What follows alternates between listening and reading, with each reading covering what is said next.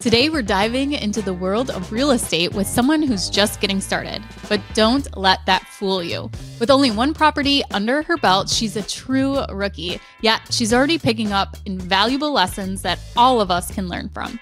Whether you're new to investing or looking for that push to finally get started, this episode is packed with takeaways for everyone. This is the Real Estate Rookie Podcast. I'm Ashley Kerr, and sadly not joined by my wonderful co-host, Tony J. Robinson, but he's busy being a real estate investor this week, and we will have him back soon. But anyways, welcome to the podcast where every week, 3 times a week, we bring you the inspiration, motivation, and stories you need to kickstart your investing journey. So let's give a big welcome to Lauren Mattina. Thank you so much for having me. I'm so excited to be here. Lauren, I should have asked, is that how you say your last name? Yes, you nailed it. Okay. I am always so nervous that I usually always ask or have Tony just say someone's last name. So, okay. So welcome, Lauren. Today, we're going to be discussing how to select an out-of-state market and how to analyze your first deal as a rookie. So let's get right into it. Lauren, before you bought your first investment property, kind of give us an idea of what your life looked like. Were you working a W-2 job? Give us that overview. Yeah, so I was and am a science teacher here in New York City. I live in Staten Island, New York, which is, if you don't know, one of the 5 boroughs of New York City. So very high cost of living area. And before that, I was a zookeeper. So I was never in a job where I was making like tons of money and had tons of disposable income, but we made it work. We figured it out. So I'm excited to share kind of how we did that. Yeah, awesome. And then why did you decide on real estate as that path that was going to give you more income and build wealth for you? Yeah. So I think my big why for this kind of went back a couple years ago. My dad was a lawyer. He had his own law firm and he did a lot of landlord-tenant work. So I was really scarred from that, actually. I knew I never wanted to be a landlord in New York City because, it was awful. So that scared me from starting. So I didn't start until my 30s, really. But then he had a big health scare. And I just thought to myself, like, this is someone who worked like a dog their whole life. He worked so much and I felt like he should have had more to show for it at that point in his life and should have had more cushion when he did get sick. So I was like, I don't want to be in that position and I want to be able to retire early if I choose to. So this way I'm not forced to retire maybe in my mid 60s and now I don't have my health. So I really started thinking about, okay, what can I do to get some more like passive income, just kind of build up my wealth. And I started looking at stocks, and I did a lot of work there, read a lot of books there.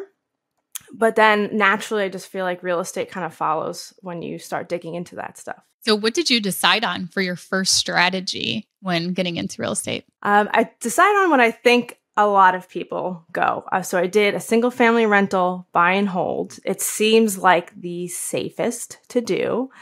That's where most people start. So that's where I started and definitely may not stay there, but that's okay. So went totally out of state. I ended up in Oklahoma City, a 3-bed, 2-bath home and bought it conventionally. So it's really like I'm pretty risk adverse. So I was like, this seems pretty safe. Let's go this route. And it was fine. It was definitely a base hit. Not that home run, but it's what got me started and I'm really happy I did it. So you mentioned you did conventional for this first property. How did you save? Was it 20%? And what are some tips so that somebody else could save 20% down for an investment property? Yeah, so I actually ended up doing 25%, which I will probably never do that again. But I've always lived below my means. I've always been a saver from the beginning. So if you're going to get into real estate, you really have to make sure that you are good with your finances first. You have an understanding of what money's coming in, where your money's going, and so have a strict budget.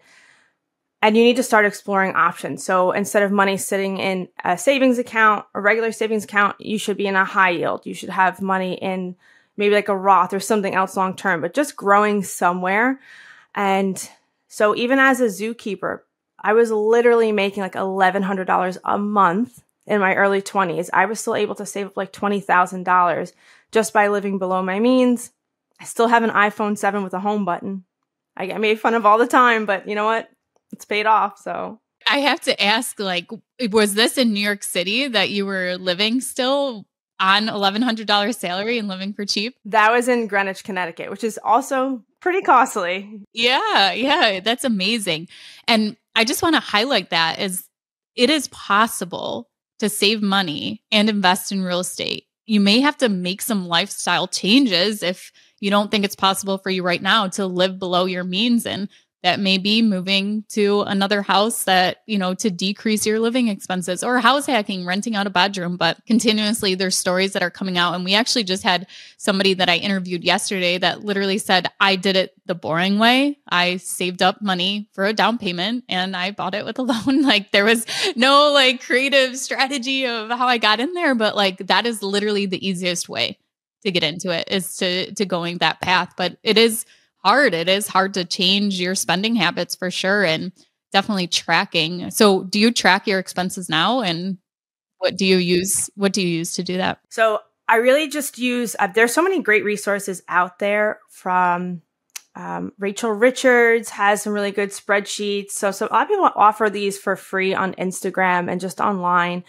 Allie and Josh Lupo, the FI couple, have a great one, tracks net worth and everything, but every week. So I started doing every month with my husband. I would sit down and I was like, too much time goes by. If you made a mistake, you don't catch something in a month has gone by. So we upped it to every week. Every Sunday morning, we have like a fun breakfast and then we sit down and we do that. And I learned that from reading Atomic Habits, because they're like, if it's something you don't love doing, and which he doesn't, my husband does not love doing the budget, we try to make it more fun by having like a nice pancake breakfast beforehand. And so he tends to look forward to it more. Yeah, that's such a great idea. Okay, so let's move into your deal. So you decided to invest out of state. Let's do a little rapid fire here to kind of get a background on the deal. But what was the market again? Oklahoma City. Okay, and what was the purchase price? $165. Okay, and then it was a 2-bed, 1-bath, single family? 3-bed, 2-bath. 3-bed, 2-bath. Okay. And did you do any rehab or renovation on this property? Of course. And of course, it was more than we thought, but ended up putting about $15,000 into it. And then what did you end up renting the property out for? So I rented it for $1,500, and then they just renewed my tenants for $1,550 after a year. And what was your all-in cost with the down payment, closing costs, and the renovation, that $15,000? It was about $62,000. Okay. And what is your cash flow on that property? So this is why I call it a base hit and not really like a home run. So for rookies out there listening, please make sure your cash flow is after you pay your property manager, after you take out your reserves, then what's left is your cash flow. And so all said and done, it's probably like 100, 150 left. Not huge. And I don't touch that money at all. So I'm just really kind of shoving it all into reserves for right now. So, but everything's covered. Yeah. That's exactly what I did starting out. It was just a little bit of cash flow on the property. And then after a little bit, I literally just used it to pay down my student loan debt. And that was it. I didn't touch it for so long. Even now I can reinvest it. But that's such a great mindset to have, as in you're not going to increase your lifestyle by that 150 and, just spend it. It's like, ooh, we got one extra dinner this month, because that's how much a dinner for two costs about these days. But having that mindset of like, this is wealth building, that you're not trying to use that cash flow right now or get into a property where you can quit your W-2 job after buying 2 houses or something like that. This is where, I think there's a big misconception that, you can go and buy a couple duplexes. And yeah, there are people that have gotten these amazing deals and properties where they cash flow $1,000 with no money into the deal and they hit that home run. But you want to go into real estate, you got to have that expectation of you're going to need money to have reserves, and there will be unexpected costs where it's nice to save that little bit of cash flow and not depend on it and rely on it too. Absolutely. Yeah. I'm not leaving teaching anytime soon with this cash flow. So stay tuned after a break for more with Lauren. If you're hoping to invest remotely, you will need a team to help manage your properties. Go to biggerpockets.com/teams to learn more. Okay, welcome back to the show. We're joined by Lauren. What is the value of the property now once you went in and rehabbed it? So I never got it reappraised because it's like, I'm not going to do anything with it in the near future. But, I see things here and there on PropStream and Zillow about the value. And so it ranges from 185 to 200,000. So, it's okay. But like I said, I'm not really doing anything with it. I might eventually pull something out of it or rent to own it. We'll see. But it's definitely in a neighborhood in the path to progress. So I only imagine that's going to go up. And you're getting mortgage pay down by your tenant, paying down the debt, and, some appreciation. Yeah, I love watching that net worth grow every week. It's amazing. And tracking your net worth is always also something everyone should be doing. Okay, so let's talk about the rehab on this property. So what was that like doing it out of state? Kind of walk us through that whole process. So I did end up flying out there for the closing. I knew I wanted to just get eyes on the market myself once at least. Did you see the property beforehand at all? Or that was your first time? Just through video and pictures. So I literally flew out there for closing. I was like, well, I'm past my due diligence period. It's not like I can really back out for any small reason now. So I'm really this is it.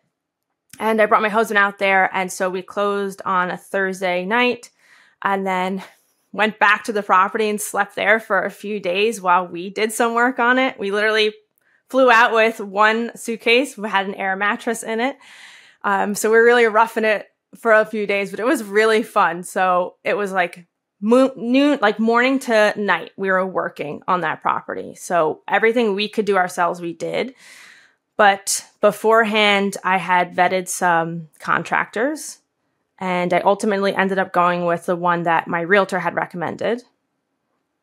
So right from the beginning, she had sent me a list when she first reached out to me about like all these people she works with, from lenders to property managers, right? And so I had a nice list to work off of, but I spoke to at least 3 of every type of person just to make sure like I also felt comfortable with them. I think that's really great that your agent gave you several options instead of just like, this is the guy I use, you have to use him, and like kind of push him on you, giving you the selection to choose. It was a little scary because when I met my property manager, she did not like that contractor. She's like, oh my God, you're going with him? And I was like, oh no, please. I already sent him like a first amount. Don't scare me. But it ended up being fine. The work was great.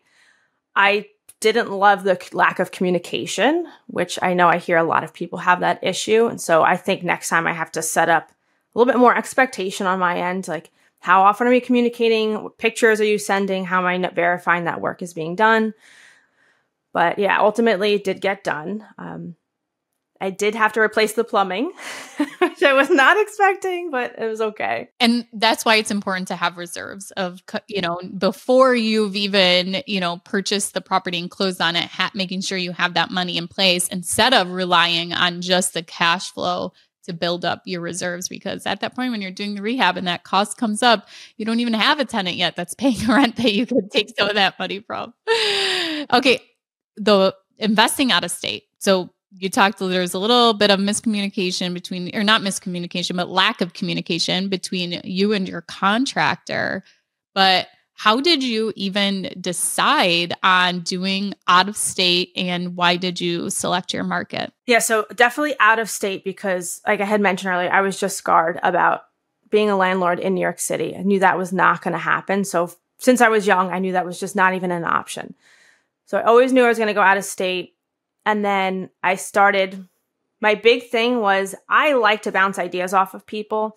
So I knew that I needed to get a mentor. And so probably like February 2023, I was in the BiggerPockets rookie boot camp. And so I was learning, it was actually you and Tyler Madden doing that one. So I loved it. And then right when that ended, I hired a coach. And so it was one-on-one, which was amazing. And, she helped me a lot with the market research because that's where I was really getting that analysis paralysis. And so we kind of made it into chunk size bites week by week, what I was doing. But we really started with like, okay, what are the red states? Because they're pretty landlord friendly. BiggerPockets also puts out a lot of articles about top 10, landlord friendly states and stuff. So just take all that stuff in and all that information. And then you're looking at population growth was a big for me. Make sure people are moving to the area and not leaving in droves year over year. price to rent ratio, big things like that. Top 4 job markets in the area. If it's just one and that company leaves, it can become like the next Flint, Michigan, Detroit. So you want to make sure that you have enough jobs and people in the area. So we did that, and I kept narrowing down, and I had a short list of 5, then 3, and eventually I was just like, you know what? Everyone's in Ohio. I want to try something different. Let's go Oklahoma City. And it's working out for you so far. So far, so good. Yeah. And I think that's a great way to select a market, is to look at something that's important to you. Like you started out with, what's an investor-friendly state, narrowing down from there. You can also go and look at where other people are investing, or go to biggerpockets.com/resources. And there's market selection data there, and see like, okay, what's the recommended here? But always verify, because what someone else is doing or what the data says may not actually work for what your strategy is. So one market may be great for cash flow, but it may be very heavy intensive as to managing tenants and, dilapidated properties and things like that. So, or it's better for flipping than actually having a rental. So paying attention to what is actually important to you, in not just following what someone else did because it worked for them too. So once you selected your market, how did you find your deal, and how did you find your real estate agent too? So I found my real estate agent actually on BiggerPockets. I did a lot. I found my original CPA there. So yeah, I reached out to a few on BiggerPockets and talked to a few of them as well. But so my mentor, and I was working with her for about 5 months. She bought a lot. She pretty much bought all her properties on the MLS for like 10 years. And then looking back, that's definitely a big thing I learned. Lesson learned is like, you really want to vet your mentors as well. And when you're first getting into it, you may not know how to vet a mentor, which is what I knew I needed to. But then I realized after the fact, I didn't really know how to vet a real estate mentor. So I would definitely talk to someone who has done mentorships and like ask them, how did you vet the mentor? What did you wish you knew beforehand? And things like that. Because she bought all her properties on the MLS, which was fine. It ended up working okay for me. But long term, that's not going to be the strategy I want to use. So I probably should have looked for someone who does off-market deals, maybe doesn't buy with 20-25% down conventionally. Lessons learned, right? First time in it. So, but yeah, so we bought it on the MLS. Why do you want to make that transition from MLS to off-market, and, talk about why you wouldn't want to do 20-25% down again? So yeah, when you're buying on market, you have a lot of people to pay, including those real estate agents. So that's just like another cost you have to keep in mind and underwrite basically with the property. You find a lot better deals off market. It is harder to find them. It takes more work to find them, but they typically end up being a better return on investment. So whether you do it creatively or just whatnot, it's just usually better numbers altogether. And I do talk to a lot of sellers now who have listings on market, and they are the most difficult people to talk to. Even if they have had it listed for like 5 months and not a single offer, a lot of them aren't budging. I often hear, I know what my house is worth. And I'm like, well, it's worth what someone's willing to pay for it, but okay. So it's going to be a lot tougher conversations with people listed on market too. And what was the offering like for you with this property that you did purchase on the MLS? Were you competing with other people, and did you have to negotiate at all? Yes, it was I don't know if it still is because I haven't bought there in this last year, but spring of 2023, it was a very competitive market there.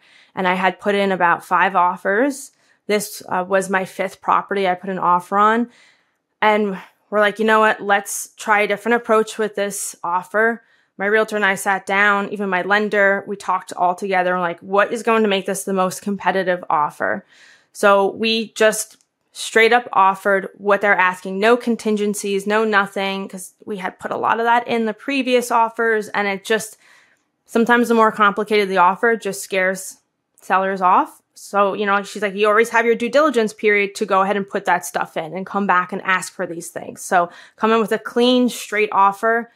And despite all the other offers on the table, they chose ours. Wow, that's awesome. What was the emotion like when that happened? Absolute terror. Totally terrifying. I was like, oh my God, it's actually happening now. That's it. When you get that first property under contract, like it is like that mix of like excitement, but also terror at the same time. Like, oh my God, this is real now. Yeah. I basically told everyone I knew, I was like, don't talk to me for the next 10 days. I have like due diligence. I need to figure this out. Yeah. And speaking of due diligence, I just did a rookie YouTube video. We're doing a new series on the real estate rookie YouTube channel called Rookie Resources, where we're giving stuff out like due diligence checklist, a closing checklist, and things like that too. So if anyone is getting ready to close on their first property, make sure you go and check out those new YouTube videos. We're going to take one more final ad break, and then we'll jump back in with Lauren. Okay, welcome back. Okay, so building your team. You've mentioned several people that you have found. What would be your advice for someone that is also looking to build a team, whether it's in their area or out of state? So I definitely got a lot of interview questions from people who were already in real estate. And some people were, some of it was from my coach. Some of it was from just people passing things along. You definitely want to get questions to ask these team members from people who have been in real estate, because there are just some things you don't even know about that you should be asking about. The saying goes, you don't know what you don't know. So try to pull on your network as much as you can. So go to meetups and go to things beforehand. Before you're buying, you should be going to meetups and meeting people, doing what you're doing and even beyond. So talk to at least three to five of every type of person. And it's scary. I don't like talking on the phone. I really don't. So I literally have to like pump myself up before making these phone calls. But afterwards you feel so good. You're like, oh, I did that. And now I have this information, and you just feel more confident moving forward. And then property management. You mentioned having a property manager. So I'm assuming you're not self-managing. Walk us through that process of what it was like hiring and kind of what the agreement is for them, what they take care of. Yeah, so their agreement is really simple, which was almost very scary. I was like, there's something I'm missing here. But I spoke to a few people. Some people took my phone calls in the middle of the day, checking out at the grocery store. And so immediately I was like checking them off my list. It's just not like professional. Like that's important to me. So I was like, okay, nope. So the people who actually took the time to talk to me were shot to the top of my list. I also liked that they really didn't have any hidden fees at all. I kept asking like, well, what about this? What if this happens, right? Because so many property managers will have these little hidden fees. That's not just the 10% a month that you're paying them, but so many other things.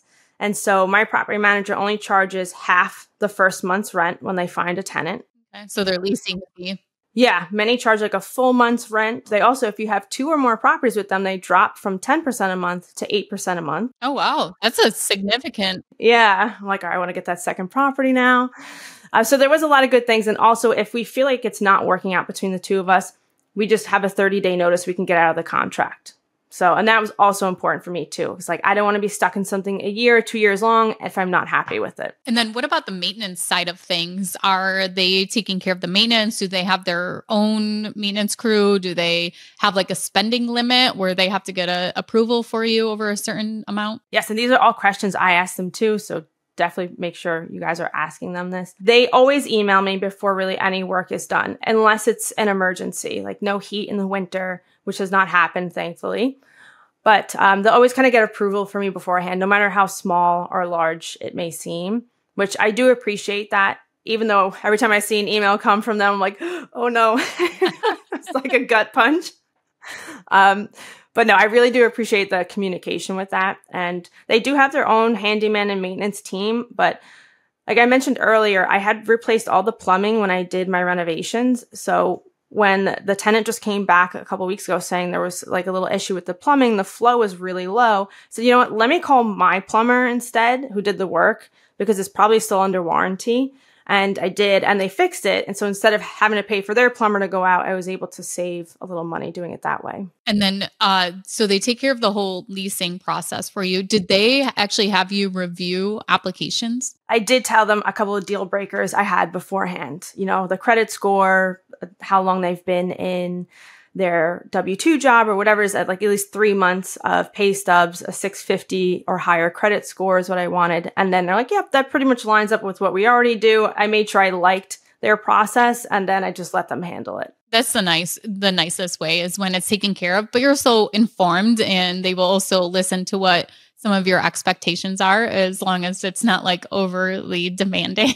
Like I've been a owner for a property management company, and I will never take on clients now that I have my own property management company, just because of how I was. I would never want somebody that needy and want to know that information and want things done their way. So okay, so this property now, what is next? So you're going to get that decrease to 8% property management. So is Oklahoma the next stop again, or do you have somewhere else in mind? Yeah, I would like to get a second property in Oklahoma. I also would like to just add a second market. I think it's also good just to have a second market in case one slows down.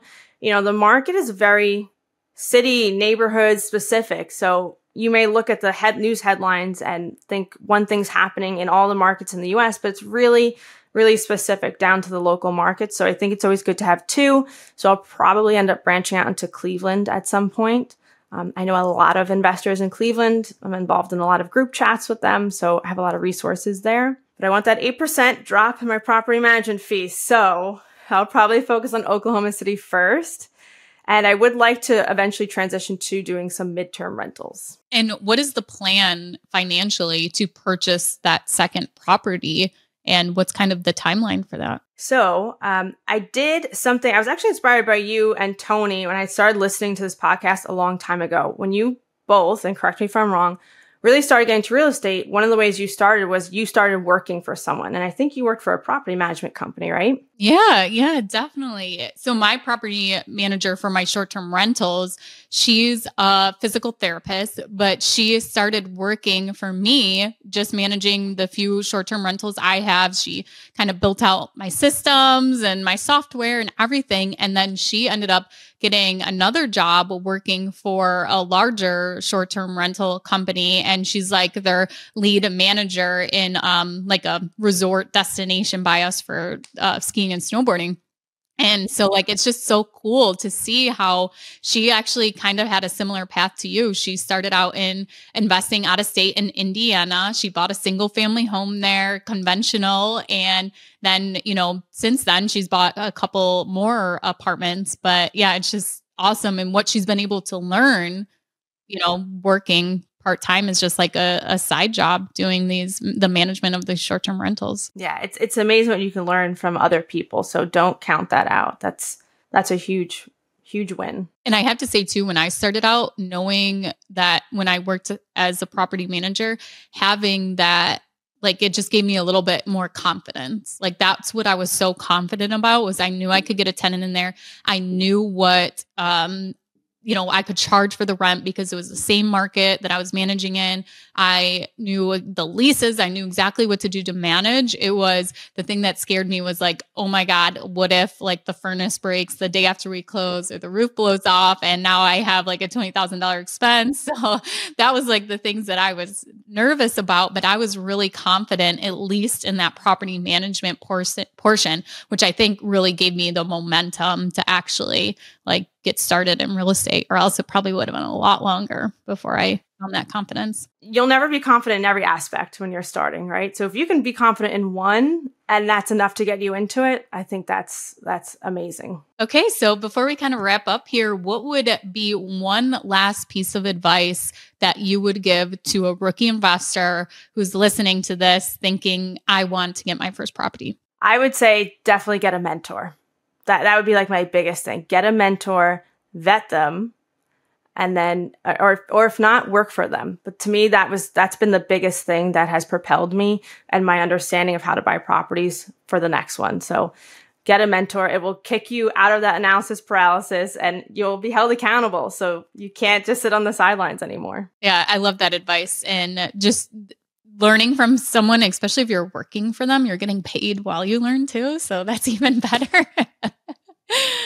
Well, Lauren, thank you so much for joining us. And Lauren talks a lot about teams. So if you're looking for team members, you can go to biggerpockets.com/teams and you can find your property manager, your lender, your agent, everything you need to get your first or next real estate deal.